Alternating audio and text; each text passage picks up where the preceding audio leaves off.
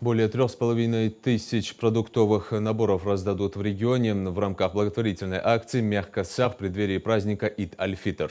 Сахар, рис, чай, масло, финики, мука, мясо. Продуктовую помощь раздают малоимущим, лицам с ограниченными возможностями здоровья, семьям участников СВО и многим другим. Из сортировочного центра материал Рины Тчоевой. Мы находимся в сортировочном центре, где в порядке живой очереди все муниципалитеты забирают свою продуктовую помощь, которую позже развезут по адресатам. В рамках масштабной благотворительной акции «Мягко сага» планируют охватить более 4000 нуждающихся семей и семей участников специальной военной операции.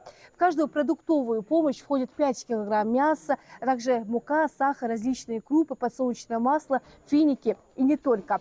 Напомню, что масштабная акция «Мягко сага» проходит уже 6-й год подряд. Это богоугодное дело инициировано главой республики Махмудом Али Калиматовым. Мясо раздадут всем нуждающим семьям, никого не оставят в стороне. Охватят все города, сельские поселения республики, а также пригородный район.